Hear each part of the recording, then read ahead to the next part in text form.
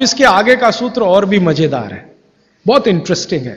भागवत जी कहते हैं कि किनको पूर्व में सिर करके सोना और किनको दक्षिण में, उन्होंने कैटेगरी बना दी।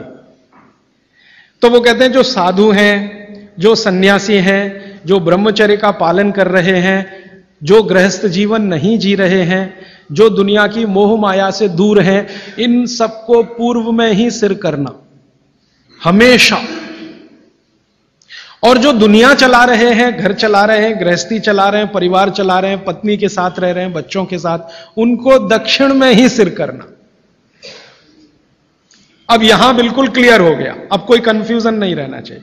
आप जितने लोग हैं सब अपना परिवार चलाने वाले, घर गृहस्थी चलाने वाले, दुनिया चलाने वाले लोग हैं। तो आप तो आज ही अपने बेड की पोजीशन बदलो, दक्षिण में सबके सिर होने चाहिए बेड के। और मेरे जैसे लोग जो शादी नहीं करते, ब्रह्मचारी हैं वगैरह वगैरह, इनको पूर्व में ही सोना। साधु जी, साध्वी जी जो भी हैं, जिनको अपने जीवन में नैष्ठिक ब्रह्मचर्य का पालन करना है, साधु महात्मा संत, इनको पूर्व में ही सोना है सिर रख के। और आप जैसे लोग जिनको घर गृहस्थी चलानी है, दक्षिण। अब यहां कोई कंफ्यूजन की गुंजाइश नहीं है, आप अपना याद रखो, मैं मेरा याद रखता हूं। अच्छा, आज के लिए इतने ही सूत्र।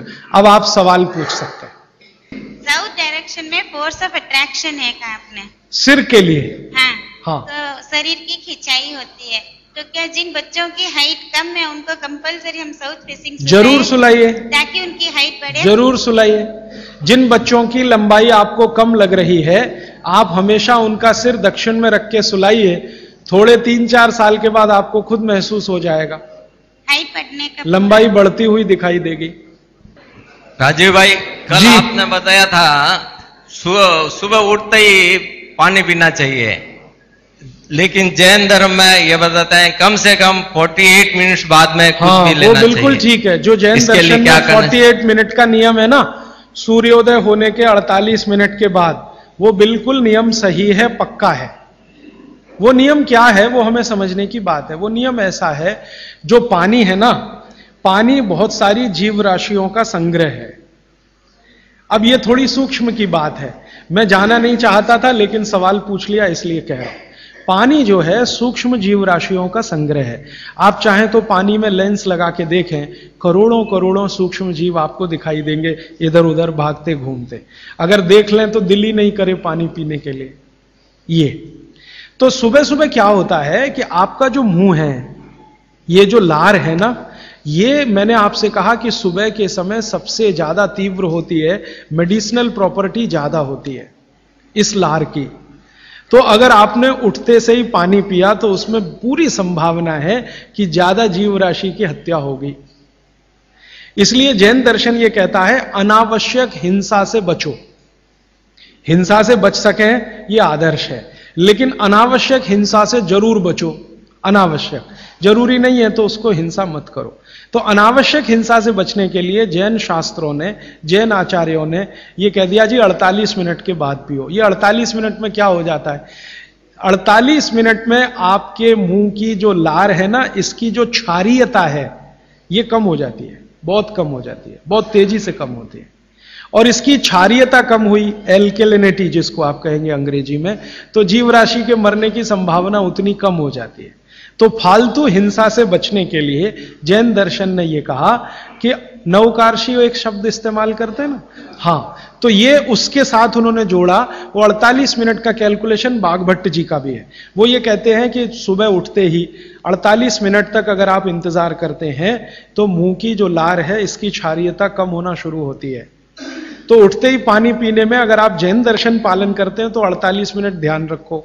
और अगर आप जैन दर्शन पालन नहीं कर रहे हैं तो आपके लिए शायद हिंसा का उतना महत्व नहीं है, लेकिन करें तो आपके लिए भी अच्छा है। तो आप बोलेंगे जी 48 मिनट तक क्या करें, बैठे रहे? तो भगवान का नाम ले लो, आप ईश्वर का जाप कर लो, मंत्र का जाप कर लो, कुछ कर लो और फिर पानी पियो। फिर उसके बाद आपकी दिनचर्या शुरू करो। ये बीच का रास्ता मैंने बताया जी। और कोई प्रश्न? हाँ, आपने शहद और घी के विरुद्ध बताए। शहद और घी, हाँ। तो जैसे जन्म होता है तो बच्चे को शहद और घी चटाया जाता है, एक ऐसा संस्कार है, तो वो कैसे? जी, ये जो संस्कार है ना, बच्चे को जन्म लेते ही शहद घी चटाने का, इस संस्कार को करते समय जो लोग हैं ना, कुछ चीजों का ध्यान नहीं रखें तो तकलीफ है। आयुर्वेद के हिसाब से अगर आप ध्यान नहीं रखते तो बहुत तकलीफ है। आयुर्वेद ये कहता है कि शहद और घी बराबर मात्रा एक साथ कभी भी लेंगे तो जहर ही है।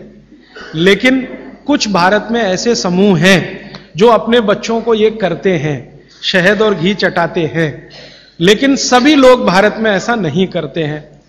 बहुत सारे लोग नहीं भी चटाते, लेकिन जो चटाते हैं उनको मैंने पूछा, ऐसे कुछ समूह हैं भारत में जो चटाते हैं, उनको मैंने पूछा तो वो मुझे एक इंटेलिजेंट उत्तर देते हैं, और वो बागभट्ट जी का भी सही है।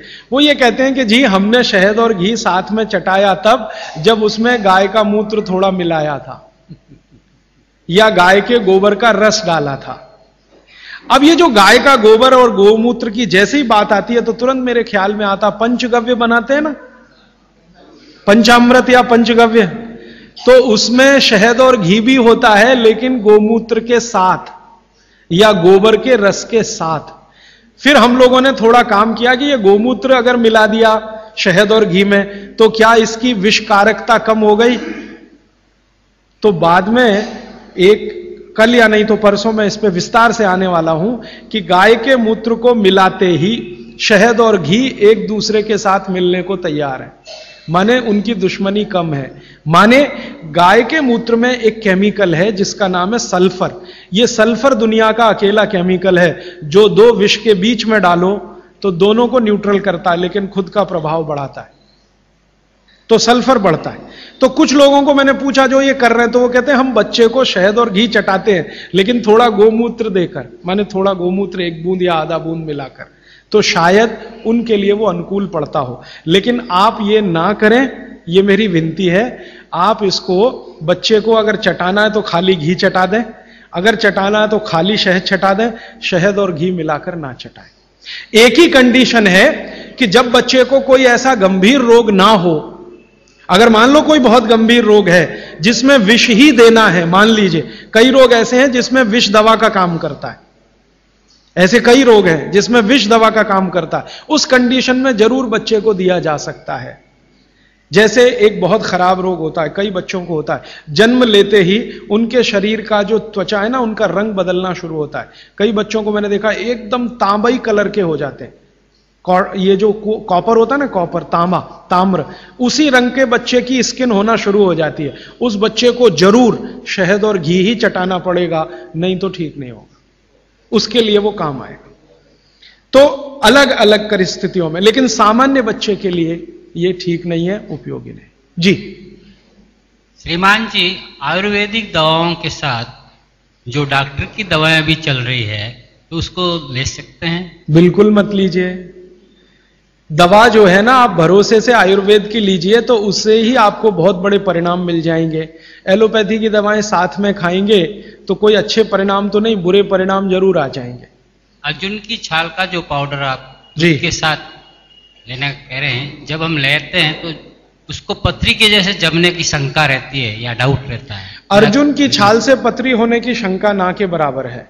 पथरी होने की शंका एक ही चीज में है कि अगर आप चूना ज्यादा खाएं तो। अर्जुन की छाल से आज तक मैंने नहीं सुना किसी को पथरी हुई है, क्योंकि अर्जुन की छाल में जो कैल्शियम है वो बहुत ही कम है, और जो है वो बहुत आसानी से घुलनशील है, वो आसानी से डाइजेस्ट होता है। पथरी होने की संभावना तभी है जब आप ज्यादा चूना खाएं। जी, पेशाब करने के पश्चात पानी पीना ठीक है या पहले पानी पीना? कल तक इंतजार कर लीजिए इस नियम के लिए, ये कल आने ही वाला है। आप पूछिए जी। क्या जी? काढ़ा शाम को भी पी सकते हैं, लेकिन सुबह सबसे अच्छा। शाम को चाहे तो पी सकते हैं, लेकिन सुबह सबसे अच्छा। शाम को पिएंगे तो नुकसान तो कुछ नहीं है, लेकिन फायदा भी बहुत नहीं आएगा। फायदा सबसे ज्यादा काढ़े का लेना है तो सुबह का ही। जी जी हाँ जी, इनको चाय पीने की आदत है सुबह उठते ही, बहुत लोगों को होगी, इसका नुकसान बताएं। देखिए मैं एक ही मिनट में आपको बताना चाहता हूं कि चाय जो आप बनाते हैं उसमें चाय से ज्यादा नुकसान है चीनी। ये जो शुगर है ना चीनी, इसका चाय के साथ कोई मेल नहीं है। अगर आप चाय पी रहे हैं, मैं से तो मत पिए क्योंकि आपकी तासीर के अनुकूल नहीं है। चाय के जो केमिकल है ना भारत के लिए उपयोगी नहीं है, भारत में रहने वाले लोगों के लिए। यूरोप और अमेरिका के लिए बहुत अच्छी है यही चाय, हमारे लिए वो जहर है। कॉफी तो और भी ज्यादा, गर्म देशों में चाय कॉफी अच्छी नहीं है। फिर भी अगर आप पी रहे हैं, आप मानते हैं कि खराब है लेकिन क्या करें आदत से मजबूर है, तो मैं एक तरीका बता देता हूं। वो तरीका यह है कि चीनी की जगह गुड़ की चाय पी लीजिए। क्यों पी लीजिए वो समझिए। गुड़ जो है ना क्षारीय है और चीनी है ना अम्लीय है। चीनी जब डिसइंटीग्रेट होती है तो उसके जो अंतिम परिणाम है वो एक एसिड के रूप में ही है, और गुड़ जब डिसइंटीग्रेट होता है तो उसका अंतिम परिणाम है वो क्षार के रूप में है। आपके पेट में अम्ल वैसे ही बहुत है और सुबह सुबह तो ज्यादा ही होता है, और उस समय अम्ल वाली चाय और पिए जो चीनी मिलाई हुई है तो ये एसिडिटी ही बढ़ाएगी आपकी। तो बेहतर है कि आप चाय पिए तो गुड़ वाली पिए। अब गुड़ वाली चाय जब पिएंगे तो दूध नहीं डाल सकते उसमें, क्योंकि दूध फट जाएगा गुड़ से, क्योंकि दूध और गुड़ की दोस्ती नहीं है। तो फिर बिना दूध की चाय पिए। तो आप काली चाय पिए, गुड़ डाल के पिए। और मेरी छोटी सी एक बात अगर मान लें कि अगर काली चाय गुड़ डालकर आप पी रहे हैं तो थोड़ा सा नींबू का रस डालें तो न्यूट्रलाइज होगी ये। नींबू का रस एसिडिक है, गुड़ जो है ना क्षारीय है, तो गुड़ मिलाई हुई चाय को अगर न्यूट्रल करना है तो थोड़ा नींबू डालकर नींबू की चाय पिए। ठीक है, ऐसा कर। लेकिन इसको पीने से पहले पानी जरूर पिए, वो नियम ना भूलें जी। हां, इसलिए मैंने बोला कि गुड़ में जो है ना क्षार है और नींबू जो है एसिडिक है, तो क्षार अम्ल मिले तो न्यूट्रल होगा, तो न्यूट्रल चाय हो जाएगी जब आप पिएंगे। मैं नहीं चाहता कि क्षारीय तत्व भी ज्यादा जाए आपके पेट में, क्योंकि क्षार भी नुकसान करता है। तो गुड़ डाल दिया तो क्षारपन आया चाय में, तो थोड़ा 2-3 बूंद नींबू के रस की डालिए तो फिर न्यूट्रल हो जाएगा, वो आप पिए। तो जीवन भर आप बिना किसी दुख और तकलीफ के पी सकेंगे उसको। और अगर आपको बन पाए तो हरे पत्ते की चाय ही पिए। ये जो चाय आती है ना बाजार में टी डस्ट, ये आप में से किसी के लिए भी अच्छी नहीं है। आपको अगर पत्ते वाली, हरे पत्ते वाली चाय मिल रही है तो वो कम से कम इतना जरूर फायदा है कि वो एंटीऑक्सीडेंटल प्रॉपर्टी वाली है, क्योंकि हरे पत्ते को सीधे निकालकर सुखाकर आप बना रहे हैं। तो वो इससे बेहतर है जो चूरे वाली चाय आप पी रहे हैं, थोड़ी बेहतर है जी। कई देशों में हमने देखा है कि भोजन लेते समय वज्रासन में बैठ के भोजन लेते हैं। तो ईस्टर्न कंट्रीज में करते हैं, इंडोनेशिया में, मलेशिया में, थोड़ा सा मंगोलिया में जाएं तो वहां भी करते हैं। वज्रासन में बैठकर वो लोग भोजन कर सकते हैं, आपके लिए उतना अनुकूल नहीं है, क्योंकि आपको भोजन के बाद वज्रासन करना अनुकूल है। भोजन करते समय आपके लिए सुखासन या उकड़ू बैठकर आसन वही अनुकूल है। अब ये क्यों है, एक दिन रुक जाइए, परसों मैं एक्सप्लेन करने ही वाला हूं। और मैंने ये भी नोटिस किया है कि यहाँ के लोग भोजन लेने के बाद शहद लेना वाजिब समझते हैं, इसलिए क्योंकि डाइजेशन में हेल्प करता है। लीजिए ना, मैंने मना नहीं किया, लेकिन जैन दर्शन का पालन अगर आप कर रहे हैं तो मत लीजिए। और अगर आप जैन दर्शन में पालन नहीं कर रहे हैं अपने जीवन को, तो आप शहद लेने के लिए स्वतंत्र हैं। जैन दर्शन में है तो मैं स्ट्रिक्टली बोलूंगा ना करें, क्योंकि उसमें हिंसा और अहिंसा की बात आएगी। शहद जो है ना जीव राशियों का समूह है, और बड़ी मक्खी के शहद में ज्यादा जीव राशियां। पानी कितना लेना चाहिए ये सबके लिए अलग अलग है, तो इसका सूत्र बता देता हूं। हर व्यक्ति को कितना पानी पीना चाहिए, आप अपना वजन करिए। वजन अगर 60 किलो वजन है तो 10 से भाग दीजिए इसमें, तो 6 आएगा, और 2 घटा दीजिए, तो आप 24 घंटे में 4 लीटर पानी पी सकते हैं। अगर 70 किलो वजन है तो 10 से भाग दीजिए, 7 आएगा, 2 घटा दीजिए, तो 5 लीटर पूरे 24 घंटे में पानी पी सकते हैं। किसी का वजन 40 किलो है, 10 से भाग दीजिए, 4 आएगा, 2 घटा दीजिए, 2 लीटर पानी पूरे दिन में पी सकते। हर व्यक्ति अपने वजन के हिसाब से पानी तय कर ले, जितना वजन 10 का भाग और 2 घटाना।